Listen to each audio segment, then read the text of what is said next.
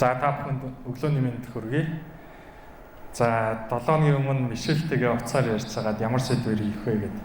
Тэгээд миний хувьд бол нөгөө бүтэн өдрийн сургалтууд хийдэг. Тэгээд тийм учраас 30 минутанд ихтгэл тавина гэдэг бол бас баггүй юм сорилт болж байгаа шиг байна. Тэгээд энгийн дүрмүүдээр стратеги яаж амжилттай хэрэгжүүлэх вэ гэсэн ийм агуулга ерөнхийдөө бол бэлдсэн байгаа. Тэгээд 30 минутанд багтаагаад яаж та бүхэнд энгийнээр хүрэх вэ гэдэг. За байдгаараа хичээе.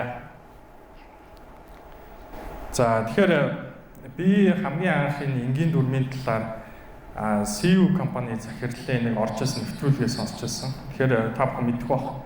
За CU бол маш комплекс юм бизнес байгаа. Одоо бараг хэдэн салбартай юм те. Тэгээд зарим үсгэм байгуулагчдаар нэг дэлгүүрийг ажиллах гэж одоо маш хэцүү байхад за CU одоо хэдэн салбартай байлаа гэж те. Тэгээ би ингээд бодсон. За CU гэдэг дэлгүүрийн үйл ажиллагааны журам гэдэг амар дэлгэрэнгүй деталь юм байдаг бах гэдэг ингээд төсөөлж байсан. Гүйцэтгэх захирал нь юу ярьсан бэ гэхээр бид нар айгүй чухал цөөн үеийн дүрм баримталдаг гэдэг. Тэгээ тэрнийхээ эхний дүрмийг хэлжсэн. Тэр нь ямар дүрм байсан бэ гэхээр CU-д ажиллаж байгаа ажилтан за магадгүй олон янзын ажлыг зэрэг хийх шаардлага гарч магадгүй. Нэг талаасаа хэрэглэгч ирнэ, нөгөө талаасаа тэнд бараа хүлээж авч байгаа гэдэг ч юм уу те. Зөндөө олон юм зэрэг ажиллах таскууд гарч ирж магадгүй. За CU ажилтан яах ёстой вэ гэхээр номер 1 яах нь хэрэглэгчтэй үйлчлэгийг үзүүлэх ёстой. Айгүй тодорхой хэлж байгаа. Чамд олон янзын ажил зэрэг гарч ирвэл эхлээд үйлчлэгийг үзүүлэх, хэрэглэгчтэй үйлчлэгийг үзүүлэх. Тэгээд би бас бодож байсан. Миний нөгөө төсөөлөөс айгүй өөр. Би ингээд амар деталь журам урамтай байх гэдэргээ төсөөлж байсан. Гэтэл юу гэхээр цөөн үеийн дүрмээр яах нь өдөртчихсэн. Бас нэг өөр надад яг энгийн дүрмийн талаар айгүй их ингэж бодогдож орсон зүйл бол одоо ковидын үеийн дүрм байна. Тэгээд дэлхийн эрүүл мэндийн байгууллагаас бүх орон даяар 3хан ширхэг дүрмийг хүн болгонд яхаа хэрэгжүүлэх гэж үзсэн. Та бүхэн санаж байна уу? Эхнийх нь юу вэ? Гар авгаан, маска зүүн, хүн орондын цагаа баримтлана гэдэг. Тэгэхээр магадгүй дэлхийд дээр одоо хэдэн хүн байгаа байлээ. Тэр хүмүүс яг энэ ковидын эсрэг хэдэн ширхэг юм дадлыг суулгаж чадах уу гэдэг. Тэгээ магадгүй 3-аас сэтэрсэн бол яах вэ? Тэр амжилтгүй болох байсан бахал та. Тэгэхээр бид нар одоо хүртэл санаж байна гэдэг маань юу гэсэн үг гэхээр тэр энгийн дүрмүүд яах вэ? Амжилттай хэрэгжсэн байна гэдэг. Тэгээд байгууллага дээр очиод буугаад ирэхлээр бид нар стратеги гэдэг байгууллагынхаа бодлого, зорилго чиглэлийг гаргадаг. Тэр маань ихэнхдээ яах вэ гэхээр гүйцэтгэлийн түвшинд очиод хэрэгжилт нь ундаг. Тэгээд энийг илүү сайн одоо амжилттай бодлогоо хэрэгжүүлдэг нэг арга бол цөөн үеийн энгийн дүрм тогтоогоод тэгээд тэрийг хүн болгонд ойлгуулад тэгээд хүмүүсээ нэг зорилго чиглэлд яах нь маш сайн чиглүүлээд нөөцөө яах нь чухал хэсэг дээр одоо төвлөрүүлэх. За илүү хурдтайгаар стратегийн дагуу зөв шийдвэр гаргаж ажиллах ийм боломж нөхцөлийг яах нь энгийн дүрмүүд компани дээр бий болгодгоо гэдэг ийм асуудал. Тэгэхээр энгийн байх гэдэг зарчмын хувьд бол Стив Джобс үргэлж байнга энэний талаар ярьдаг. Тэгээд одоо iPhone хэрэглэдэг хүмүүс бол мэдэх бах те. Ерөнхийдөө Apple-ийн бүтээгдэхүүнүүд бол хэрэглэхэд маш энгийн гэдгээрээ алдартай. Тэгээ манай хүний нэг хэлсэн үг байдаг. Юу вэ гэхээр чи бүтээгдэхүүн гаргачаад тестлэн гэж зовоод байсны хэрэггүй. Наатаа зүгээр хүүхдэд өгч. Жохоо хүүхдэд өгч. Хэрвээ хүүхэд надад чинь яах нь оролдоод наад бүтээгдэхүүний чинь ойлгоод ашиглаж ивэл том хүн яах нь асуудалгүй ашигланаа гэдэг. За гэх мэтлэн Стив Джобсын хувьд бол маш олон ийм энгийн зарчмуудыг бизнес дээр ашиглах замаар Apple-ыг ерөнхийдөө яах нь амжилтанд хүргэсэн гэдэг нэг юм асуудал. Тэгээ манай хүний хэлсэг байгаа энгийн болгох нь төвөгтэй байдлахаас хэцүү. Гэхдээ нэгэнт энгийн болгож чадвал та уулыг ч хөдөлгөж чадна гэдэг. Тэгэхээр энгийн болгох гэдэг нь өөр айгүй хэцүү зүйл байгаа юм л та. Тэгээ бид нар нарийн төвөгтэй гэдгийг ойлгочвол энгийн гэдгийг нь ойлгочих бах те. Нарийн төвөгтэй гэдгийг ойлгох. Тэгэхээр бид нар альва нэг зүйлийг анх удаа сурахад бидэрт маш хэцүү санагддаг те. Дотроо маш олон хэсэгтэй, айгүй юм комплекс, нарийн төвөгтэй юм санагддаг. Тэгээд бид нар тэрийг маш сайн ойлгоод тэрийг сурах тусам бидний тархин доторх ойлголт маань ингээд жижигрээл байдаг те. Жижигэрч жагаад явж байгаа нэг цөөхөн идэхин ойлголт болдог шүү дээ те. Өөрөөр хэлбэл энэ чинь ерөөсөө ийм зүйл юм биш үү гэдэг. Өөрөөр хэлбэл тэгж тархин дотор цэгцлэгдэж байгааг бид нэр энгийн болж байна гэж болно л гэсэн үг. Тэгэхээр эхний асуудал юу вэ гэхээр хэрвээ танай компани стратеги таны тархин дотор цэгцлэгдээд энгийн болоогүй бол тэр стратеги чинь яг нь гүйцэтгэлийн төвшөндөө хэрэгжих ямар ч боломжгүй байна гэж ойлгож байна гэсэн. Боломжгүй байна. Тэгэхээр бид нар яах ёстой вэ гэхээр ийм нарийн төвөгтэй байдлаас яг нь аль болохоор зүхтах ёстой. Хэрвээ компани ч удирдахад нарийн төвөгтэй байгаад байвал та сайн удирдах чадахгүй байна л гэсэн үг. Тэгээд бизнес удирднаа захирлын ажил гэдээ ингээд хараад үзэхлээр бараг маш тийм комплекс нарийн төвөгтэй ажил байдаг. Өөрөөр хэлбэл би юу гэж хэлэх дуртай вэ гэхээр захирал хүн маш олон хөсөгчтэй бодлого бодож байгаа гэж хэлэх дуртай. Тэгэхээр гадаадтай хүчин зүйлүүдийг тооцох хэрэгтэй. Гадаадтай. За юу вэ гэхээр хэрэглэгчийн хандлага тренд юу болоод байна? За өрсөлдөөний нөхцөл байдал юу болоод байна? За нийлүүлэгчид яах гээд байна те? За улс одоо манай салбарын бодлого, хууль эрх зүйн нөхцөл байдал яах гээд байна? Бүгдийг яах нь тооцоолж явах хэрэгтэй. Дотооддоо. За дотооддоо гэхэлэр зөндөө олон асуудал байна те. Бид нар бүтээгдэхүүн үйлчлэгээ чанарын дагуу хүргэж чадж байна уу? Манай ажилтнууд яах нь сэтгэл ханамжтай байна уу? Манай удирдлагын баг яах нь маш сайн гар нийлж ажиллаж чадж байна уу? За бүр деталь. Өчигдөр өөрөө манай ганаа одоо яах нь өчигдөр би нэг ганаад нэг юм хэлсэн чинь надад ууралчих шиг байсан. Ганаа ерөн сүүлийн үед нэг жоохон муу ажиллаад байгаа. Шалтгаан юу юм бол? Тэ? Маш олон зүйлийг яах нь тооцоолох шаардлагатай юм комплекс ажил хийж байгаа хүмүүс, захирал хүмүүс. Тэгэхээр энэний эсрэг бид нар яах ёстой гэхээр яах нь энгийн болох ёстой л гэдэг юм асуудал байна. Танд юу гэхээр бизнесийг ч удирдах маш ойлгомжтой цөөн үеийн энгийн дүрм таны толгойд яах нь орж ирэх ёстой. Ирүүдэх юм бол тэр чинь яах нь амжилттай хэрэгжнэ л гэдэг юм асуудал байна. Тэгэхээр нэг ийм зүйлийг хэлмээр байна. Хэрвээ амжилттай бизнесийг удирдах гэвэл энгийн болго. Хэрвээ үйл ажиллагааны дотроо живий гэвэл бизнесээ улам нарийн төвөгтэй болгоо л гэж. Улам нарийн төвөгтэй. Тэгэхээр нарийн төвөгтэй зүйлийг бид нар өрсөлдөгчтэй өсмөр байгаа. Өрсөлдөгчтэй өсмөр байгаа. Тэгэхээр өөртөө энгийн байлгаад өрсөлдөгчтэй яах нь нарийн төвөгтэй байлгаа байгаа. Тэгээ энэ дээр миний нэг бодож авдаг жишээ үүдээ. За баяр цогтой яасан бэ гэхээр нэг оюун толгойн гэрээ мань хүн хариуцаж орсон, засгийн газрын хариуцаад тэгээд мэтгэлцээнд орсон байдаг. Гэрээгээ хамгаалаад нөгөө талд нь болохоор яхна нөгөө босоо гамбаа мэтгэлцээнд оролцдог. За тэрийг та бүхэн санаж байгаа бах те. За тэрэн дээр яасан бэ гэхээр мэтгэлцээнд явж байгаад нэг ийм үг хэлдэг те. За энд бол энэ гэрээ бол 20,000 хувьсагчтай санхүүгийн модель дээр суурилж гарсан. Гамбаатар чи энийг тооцоолж чадахгүй гэж. За тэгээд мэтгэлцээ юу болсныг нэдвэлээ сонсъё те.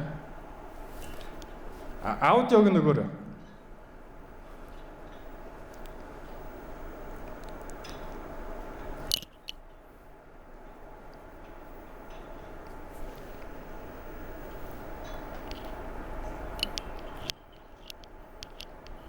За ставд баг ярьж байгаа юм баг мэдж байгаа хаа тий. Тэгэхээр ийм нарийн төвөгтэй төслийн санхүүгийн модель бол 20,000 хувьсагчтай байж болох бах. 80 жилээр тооцоолоод одоо өөр хэдэн ширхэг орлого зардал ханш тооцтой тий. Тэгээ эдрийг үржүүлээд үзэх юм бол 20,000 хувьсагч байж магадгүй. Гэхдээ гол санаа юу гэхээр энэ дээр Ганбаатар тэгдэг. Чи яагаад 31 жил энэ төслийг яагаад ашиггүй гэдэг юм бэ? Энэ бол 20,000 ширхэг хувьсагчдаар тооцоолоор яах нь гарч ирээд ашигтай гэдгийг баталсан байгаа маа гэдэг. Тэг магадгүй тэр үед бол Ганбаатарын ингээд тархин гатсан бахал та. Манайхэр ч өөрхий дээд боловсролгүй шүү дээ. Диплом байхгүй. Манайхэр бол 20,000 хувьсагч сонсоод ер нь бол ингээд гатсан. Тархин нь бол юу хэлэх мэдхээ байсан баг. Тэгээ гол санаа юу гэхээр манайхэр өрсөлдөгчдөө маш нарийн төвөгтэй байх замаар яах нь мэтгэлцээндээ яах нь өөртөө дав байдлыг үүсгэж байгаа маа гэдэг юм асуудал. Тэгэхээр гол санаа би юу гэж хэлэх гээд байгаа гэхээр бизнес дээр бид нар нарийн төвөгтэй байдлыг бий болгож болохгүй. Нарийн төвөгтэй байвал та яах нь энийг маш сайн судлах хэрэгтэй, маш сайн томьёолох хэрэгтэй, маш сайн стратеги гаргах хэрэгтэй. Тэгээд тархин дотор яах нь маш энгийн болох хэрэгтэй л гэдэг юм асуудал. Окей. Тэгээд хэдүүлээ яах вэ гэхээр бодиттой жишээ авч үзье. За энэ бол Rana World гэдэг компани байгаа. За ингээ удирдлагын баг нь байж байна. За юу гэдэг вэ гэхээр хүүхдэд зориулсан үндэсний уламжлалт шингэсэн. За ялангуяа охин хүүхдэд зориулсан ийм гоёмсог дээл ийм загварлаг ийм хувцснууд үйлдвэрлэдэг ийм компани байгаа. Тэгээ би түрүү жил Rana World-ийн удирдлагын багтай хамтарч ажиллаад компанид нэгдсэн менежментийн тогтолцоогоо нэвтрүүлсэн. Тэгээд маш гоё ажил хийсэн. Тэгээ Rana World компани стратегийн стратегийн дөрмийн асуудлыг таазтай хуваалцъя. Тэгэхээр захирал нь Ууган Баяр гэж захирал байгаа. За энэ дээрээ байж байгаа уугнаа захирал гараа авчихсан. За тэнд байгаа шүү те. Тэгээд компанийнхаа туршлагыг шеэрлж байгаад мэдээж маш их баярлалаа. Окей. Тэгэхээр за энэ бол Rana World компани стратегийн чиглэлгээ загвар харж байгаа. Энэ дээр юу гэхээр нэг нөрөн дээр багтаагаад компани гол стратеги томьёолоод буулгаж байгаа гэдээ ойлгож болно. Дотроо хоёр хэсэгтэй. Эхний хэсэг нь бол ASEAN гэж байгаа. За нэг үрчлээ аваад үзье. ASEAN өрсөлдөөний стратеги гэсэн хоёр хэсэг байгаа. За ASEAN дотор нь юуг нийгэмдээ өгөх юм бэ гэдэг туйлын зорилгын асуудал байгаа. За ээжийн хайрыг өмсүүлж хүүхэд насанд үлдэх нандин дурсамжийг бүтээнэ гэсэн ийм туйлын зорилготой. За 3 жилийн зорилт буюу санхүүгийн тоогоор илэрхийлэгдсэн зорилт байгаа. Тэгэхээр 2028 он гэхэд за 18% ашигын түвшинд 3.5 тэрбумын борлуулалт хийнэ гэдэг. За энэ хэсгийг хэдүүлээ товчхон аваад үзчихье. Хэдүүлээгийн төвлөрөх хэсэг бол өрсөлдөөний стратеги хэсэг байгаа. За хоёр хэсэгтэй яг салбарынхаа аль хэсэгт өрсөлдөх юм бэ гэдгээ сонголт хийх асуудал байгаа. Нөгөөх нь энэ хэсэг дээрээ хэрхэн ялалт байгуулах юм бэ гэдэг хэсэг байгаа гэсэн. За эхнийх нь бүтээгдэхүүн үйлчлэгээний сонголт байгаа. За бид нар ярилцж байгаад өмнө хийжсэн бүтээгдэхүүн үйлчлэгээнээс зарим нь болоо, зарим дээр нь илүү төвлөрөх байдлаар ийм сонголт хийсэн. Үндэсний хэв шинжтэй тэгээд гоёмсог хэрэглээний гэж байна. За ийм болон огтод зориулсан болон unisex төрлийн хувцас үйлдвэрлэнэ гэсэн. За ийм төвлөрлийг сонгосон байгаа. За зорилт хэрэглэгч нь болохоор 3-аас 9 насны охинтой 30-аас 45 настай. За хүүхдээ гоёх дуртай ёс уламжлалтайгаа ойр ийм ээжүүд байна гэж зорилт хэрэглэгчээ сонгосон. За сувгийн хувьд бол онлайнаар захиалга аваад хүргэлт хийх гэдэг сувг дээр илүү төвлөрсөн байгаа. За өмнө нь бол Rana World-ийн 2 илүү 3 салбар дэлгүүртэй байсан. Яг молууд дээр байдаг дэлгүүр гэсэн. Тэгээ бид нар анализ хийгээд үзсэн чинь дийлэнх ашиг орлого ерөнхийдөө онлайн захиалга худалдаанаас орж ирсэн. Тэгээ бид нар юу гэж хэлсэн бэ гэхээр дахиж дэлгүүр нээхгүй. За ерөнхийдөө бол онлайнаар захиалга аваад хүргэлт хийдэг хэсэг дээрээ төвлөрөөд энүүгээр бизнес өсгөё гэдэг юм шийдвэр гаргаж ирсэн. За газар зүйн хувьд бол Улаанбаатар болон аймгийн төвүүд гэж сонгосон. За ерөнхийдөө дийлэнх борлуулалт маань бол хуучин бол Улаанбаатар дээр төвлөрч байсан.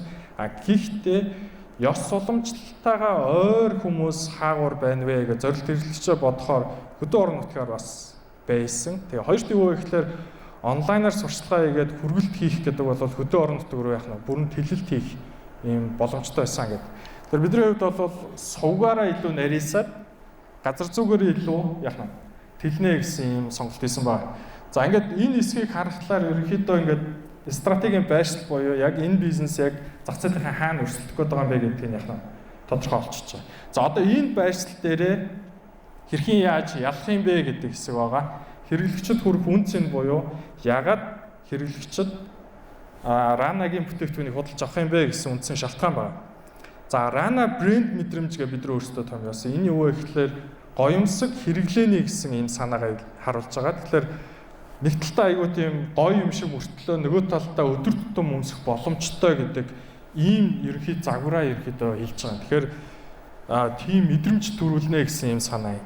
За тэгээд өмсөхөд эвтэйхэн байх, хүүхдэд өмсөхөд эвтэйхэн байх гэдэг дээр бид нар илүү үнцэн өгсөн. За тэгээд дараагийн асуудал нь хугацаанд үйлдвэрлэдэг, хугацаанд хүргэдэг, алдаагүй байх гэдгийг бид нар үнцэн олгосон. За тэгээд энэ хүрээнд бид нар яасан бэ гэхээр баталгаа санал болгодог болсон. Баталгаа санал болгодог. Тэгээд онлайнаар чинь ингээ хүргэлтээр авсны дараа 7 хоногийн дараа үнэгүй буцаалт хийж болно гэсэн ийм баталгааг ерөнхийдөө хэрэглэгчтэй айгүй зоригтой санал болгосон. Тэгээд энэ маань бас нэлээд сайн ажиллаж байгаа. Тэгэхээр онлайн нөгөө борлуулалт гэдэг ирэхлээр хүмүүс нөгөө хувцсыг мэдэрч одоо харж үзэж өмсөхгүйгээр авч байгаа учраас нөгөө хүмүүстээр эргэлзээ айгүй байдаг. Тийм учраас бид нар тэрэн дээр нь яах нь 7 хоногийн дотор ямар ч нөхцлөөр яах нь буцаалт хийж болно гэдэг ийм ерөнхийдөө бол баталгаа санал болгочихсон. Өөрөөр хэлбэл энэ хугацаанд алдаагүй гэдэг үндсэний хэрэглэгчтэй яах нь хүргэнэ гэдэг зорилгоор. Тэгээ би ойр рана борлолтой уулзаагүй одоо хэрэг буцаалт гарч байгаа талаар асуумаар байна те. Окей. За тэгээд өөрөөр хэлбэл хэрэглэгчд хүрэх үндсийн буюу зах зээл дээр бид нар хэрхэн ялгарх юм, ямар үндсэнийг хэрэглэгчд өгөх юм, яг юунд нь болоод хэрэглэгч яах нь манай бүтээгдэхүүнчлийг бодлож авах юм бэ гэдэг асуудал. За тэгээд хэдүүлээ өнөөдрийн гол чухал сэдв стратегийн дүрмүүдийн асуудал байна. За тэгээд стратегийн чиглэл дээр нэг 3-аас 7 ширхэг хамгийн чухал ийм дүрмийг буулгах хэрэгтэй. Тэгээд энэ дүрмүүдийг аваад үзэх юм бол энэ стратеги хэрхэн яаж ажиллах юм бэ гэдэг нь ерөөдөө харагдана гэдэг юм асуудал байна.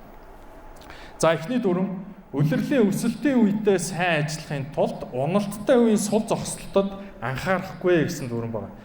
Тэгэхээр энд улирлын шин чанартай бизнесүүд хэр их байна. Жилийнх нь борлуулалтын график болохоор ингэж гардаг. За энэ үгсээ өгөхлөөр ерөнхийдөө өсөж буурдаг ийм банкийн хандлагыг ерөнхийдөө хэлж байгаа. Тэгээд ран борлуулалтын хувьд бол баяр ёслолын шинжтэй байгаа. Тэгээд хамгийн том борлуулалт бол цагаан сараар хийгддэг.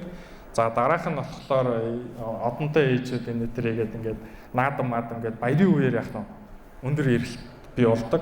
Тэгээ эрэлт өсөх үед энэ бизнес яах ёстой гэхээр бүтээгдэхүүн үйлдвэрлэлд бэлэн болгоцсон байх ёстой. Тэгээд ямар асуудал гарч ирсэн бэ гэхээр уналттай үедээ юу хийх юм бэ гэдэг юм асуудал байгаа. Ерөнхийдөө улирлын шин чанартай бизнесүүд дээр гардаг л асуудал. Тэд нар юунд дор зовдгоо гэхээр энэ улирлын уналттай үед бид нар юу хийх юм бэ? Бид нар сул зогсоод байна шүү дээ. Зардал гаргаад байна шүү дээ гэдэг юм асуудал ярьдаг. Тэгээд бид нар юу гэж шийдсэн бэ гэхээр уналттай үедээ бид нар орлого олохын тулд хэрэгтэй хэрэггүй бүтээгдэхүүн үйлдвэрлээд байгаа маань нөгөө өсөлттэй үедээ яах нь сайн ажиллахгүй байх юм нөхцөлөдлийг үүсгээд байна гэдэг юм асуудал шүү дээ. Бид нар яаж шийдсэн бэ гэхээр тогтмол зардлыг бага түвшинд бариад өөрөөр хэлбэл уналттай үед бага зардалтай байгаад тэгээд уналттай үедээ яах вэ гэхээр өсөлтөө бэлддэг тэрнлүүгээ л анхаарьяа л гэсэн шийдвэр. Өөрөөр хэлбэл уналттай үед зардал гарвал гарчиг бид нар яах вэ гэхээр өсөлтийн үе дээр яах нь орлого ашиг хийх замаар энэ бизнесийг ашигтай болгоно л гэдэг асуудал. За дараагийнх нь бол илүү үйлдвэрлэснээс дутуу үйлдвэрлэсэн дээр гэдэг юм асуудал. Тэгээ хоёр дахь айгүй том асуудал нь юу вэ гэхээр эрэлт хэд борлогдох уу гэдэг нэг юм проблем байна. Тэгээд одоо чинь цагаан сар зориулаад ингээд хуц ойчдаг. За тэгэнгүүт нөгөөх нь магадгүй зарагдахгүй үлдчихвэл тэр бүтээгдэхүүн магадгүй яах нь бүтэн жил хадгалагдах болчиход байна. Бүтэн жил хадгалагдах болчиход. Тэгээ бүтэн жилийн дараа гэхэд нөгөө загвар нь хуучир чинь энэ дээр гэдэг юм проблем байгаа. Тэгээд ямар асуудал яригдсан бэ гэхээр энэ илүү үйлдвэрлэлийг яах юм бэ гэдэг. Тэгээ би угнаа захиралтай ярьсан яриагаа яг санаж ин л та. Угнаа захирал юу гэж асууж байсан бэ гэхээр үлзий бид нар энэ бүтээгдэхүүнстэй амар явна гэсэн чинь амар явдаггүй. Илүү л гараад энэ бүтээгдэхүүн бараг зарагдахгүй бах тоо гэдэг нэг цөөнийг үлдэрсэн чинь нөгөөх нь аль хэдийн зарагдаж тоосоод байх та тасалт үүсээд. Тэгэхээр нөгөө өрчилж эрэлтийг тооцох нь айгүй хэцүү. Тэгээ тэр эрэлт дээрээ зарч чадахгүй бол тэр бүтээгдэхүүнийг бүтэн жил мэл хадгалдаг. За тэр нь өөрөө ингээд бараг л яах нь зардал одоод гардаг юм нөхцөлөд. Тэгээ илүү гарсан бүтээгдэхүүнийг агуулгах чөлөөлөх гэдэг нэг юм асуудал байгаа. Тэгээд бидний зорилго юу вэ гэхээр уул нь Rana brand гэдэг брэнд хөгжүүлэх гэдэг байна. Гэтэл юу вэ гэхээр нөгөө брендийн бүтээгдэхүүн байн хямдрлаар зарагдах юм бол тэр бүтээгдэхүүн яах нь брэнд байж чадах уу гэдэг нэг юм асуудал байгаа. Тийм учраас юу вэ гэхээр ийм дүрм тавьсан. Өөрөөр хэлбэл бидний зорилго бол илүү үйлдвэрлэснээс яах нь дутуу үйлдвэрлэсэн дээр. Өөрөөр хэлбэл жоохон дутаад яах нь яг эрэлтийн үед дуусгаад яг дуусчихвэл яах нь сайн гэдэг. Энэ талаасаа нөө төлөвлөлтүүдэд хийнэл гэсэн үндсэн яах нь дүрм баг. За дараагийнх нь зөвхөн өөрчлөсөн захиалгаар хэрэглэгчийн эрэлтийг тодорхойлно гэдэг юм асуудал. Тэгээ нөгөө эрэлт хэд зарагдах юм бэ гэдгийг харж иж бид нар үйлдвэрлэх гээд байгаа шүү дээ. Тэгээд нөгөө илүү үйлдвэрлэл юм уу дутах гэдэг юм асуудал гарч байгаа. Тэгэд ямар арга бид нар ашигласан бэ гэхээр өмнө нь бол хэрэглэгчдээс судалгаа аваад аль загвар илүү зарагдахаар байна гэж судалгаа авдаг байсан. Би юу гэсэн бэ гэхээр хүн мөнгө төлөхдөө яах вэ? Арай өөр зан төлөв гаргах юм аа. Тийм учраас бид нар яах ёстой гэхээр хямдралтай үнээр өрчсөн захиалга авъя. Өөрөөр хэлбэл цагаан сарын борлуулалтыг магадгүй 12 сард ч юм байх нь урьдчилан захиалга авч байгаа. Бид нар ийм бүтээгдэхүүнүүд гаргах гэж хэрвээ та нар урьдчилан захиалах юм бол тэдний яах нь хямдралтай гэдэг цөөн үедээ урьдчилан захиалга аваад тэгээд тэр урьдчилан захиалгаараа яах нь гэхлээр үйлдвэрийнхаа төлөвлөлтийг хийх гэдэг. Өөрөөр хэлбэл илүү их урьдчилан захиалга авч байвал яах нь тэрийг бид нар илүү их үйлдвэрлэнэ л гэсэн үг. Хэрвээ тэгэх юм бол яах вэ гэхлээр нөгөө эргэлтээс шалтгаалаад илүү үйлдвэрлэх, дутуу үйлдвэрлэх гэдэг эрсдэл багаснаа л гэдэг ийм санаа байна. За дараагийнх нь бол бид маркетинг болон бүтээгдэхүүний дизайнлын бусдыг нь бусдаар гүйцэтгүүлнэ гэдэг. Тэгээ удирдлагын шин чанартай бизнес учраас юу вэ гэхэлэр нөгөө уналтынхаа үедээ өндөр зардалтай байж болохгүй. Тэр өнцгөр наваад үзвэл энэ бизнесийг өндөр ашигтай ажиллуулъя гэх юм бол тогтмол зардлыг яах нь бага түвшинд байлгах ийм лог харагдаад байна. Тэгээд анх надтай бараг 2-3 жилийн өмнө уулзахад өөрсдөө ойдлчдтай байсан. Гэхдээ тэрнээс гадна нөгөө эргэлтийнхаа үедээ аутсорсон байдлаар ойдлчдад гэрээгээр яах нь хувцас үйлдвэрлэдэг байсан. Тэгээ би юу зөвсөн бэ гэхээр наадхаа бүгдийг аутсорсон болгочихаач гэж зөвсөн. Тэгээ яасан бэ гэхээр жилийн дараа уулзсан чинь бид нар бүгдийг аутсорсон болгочихсон шүү дээ гэдэг тэгжсэн. Тэгэхээр ерөнхийдөө бол ийм л зарчим баримталж байгаа. Ерөөсөө бүтээгдэхүүний дизайн хийн, тэгээ маркетинг гайна гэж. Яг л стратеги нь өөрөө брэндээ хөгжүүлэх гээд байгаа учраас. Тийм учраас юу гэхээр бусдын найдахаар яах нь аутсорсон инэ. Хүргэлтэн дээр хүн байхгүй, үйлдвэрлэл дээр хүн байхгүй, өөр юун дээр хүн байхгүй байж болохоор байна тий. Дизайн болон маркетингаас бусдыг нь айлхаар бүгдийг яах нь гэрээгээр аутсорсонгоор шийднэ. Тэгэх юм бол яах нь өндөр үр ашигтай ажиллах боломжтой байна гэдэг юм асуудал. За дараагийнх нь ямар ч үед чанар уламжлал хоёрыг алдагдуулах бүтээгдэхүүнийг гаргахгүй гэсэн ийм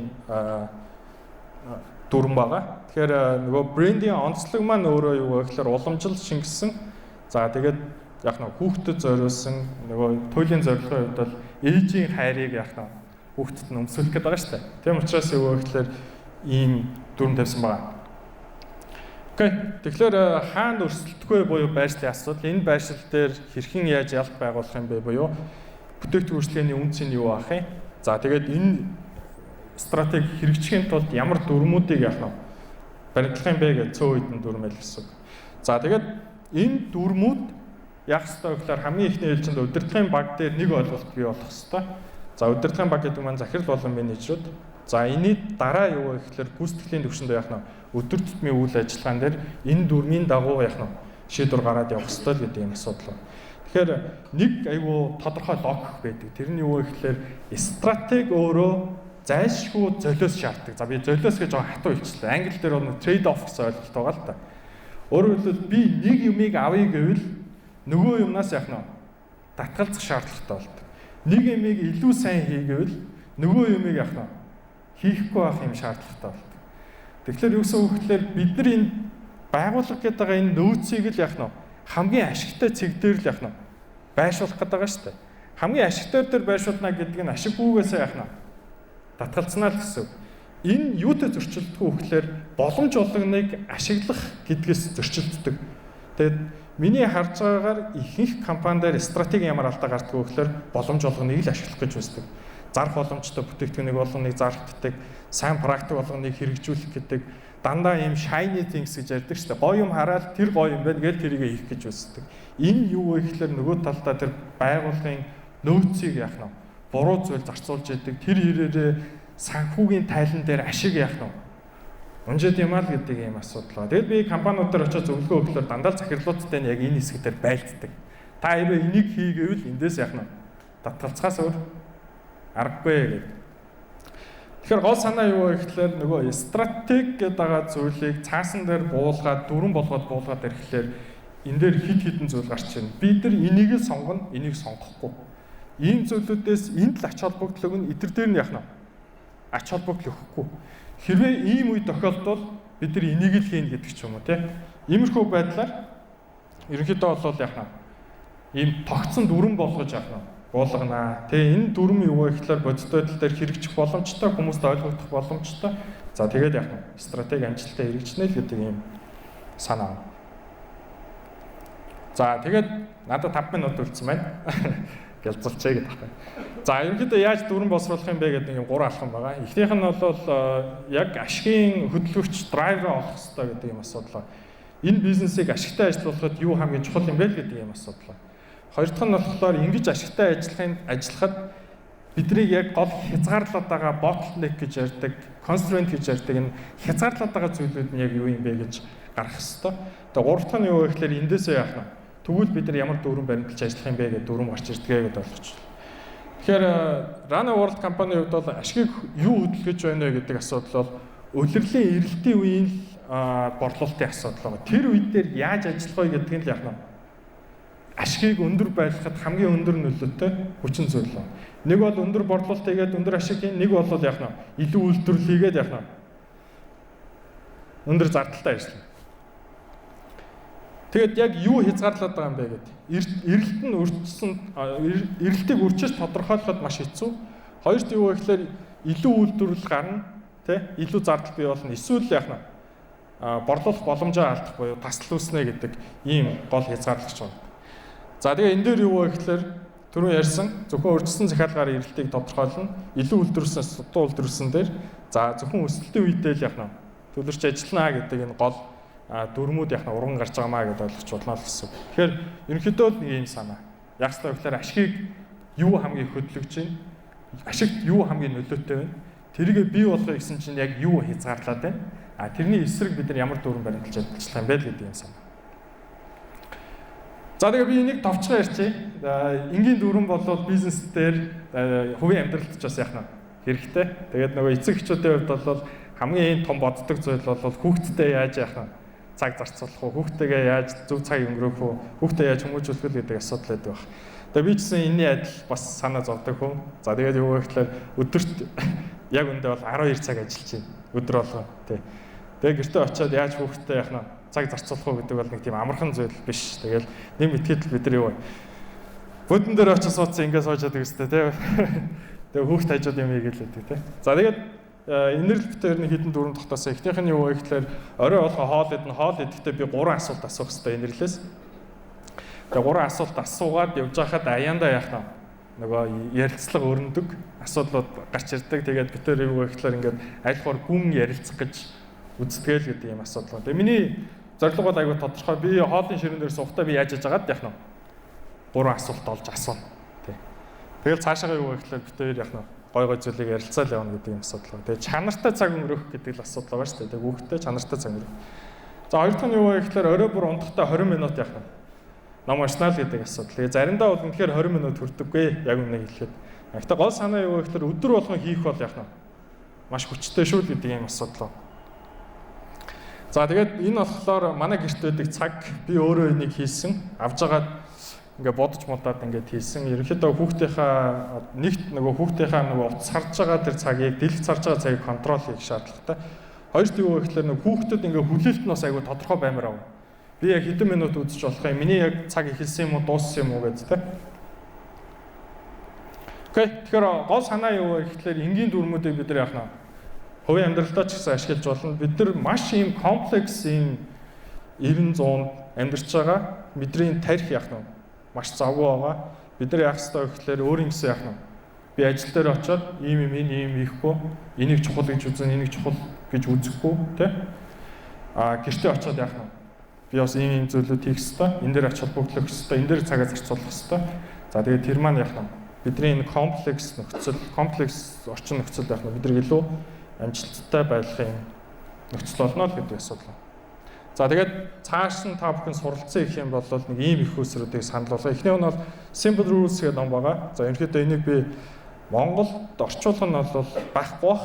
Гэхдээ бас би бизнесменийнхэнд бас санал болгомоор энэ айгүй гоё ном байгаа. Тэгээд ерөнхийдөө миний саяны хэлсэн гол санаанууд энэ дээр явж байгаа. Хоёр дахь нь бол Checklist Manifesto гэдэг бизнесменээс орчуул гаргасан ном байгаа.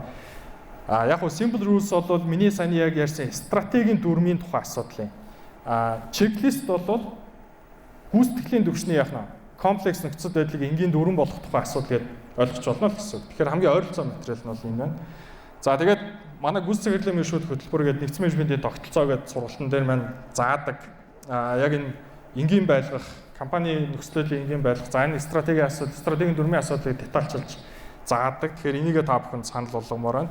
Тэгээд мэдээж бизнесмений яг энэ арга хэмжээнд оролцож байгаа хүмүүстэй 15% өнгөлт үзүүлэх боломж байгаа. Хэрвээ та бүхэн сонирхож байвал За QR кодоор манай вебсайт руу ороод мэдээлэл авч болно. За тэгээд форум дээр энэ чагт бизнес имэн 15% гэдэг форум одоо бүртгэлийн форум бүглэгтээ ингээд бичээд оруулчихвал бид нар шууд 15% хямдралтай нэхэмжлэх таад руу явуулна л гэсэн үг.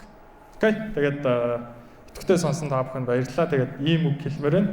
Өөрсдийнхөө яах нь энгийн дүрмүүдийг бий болгоорой гэж хэлмээр байна. За баярлалаа.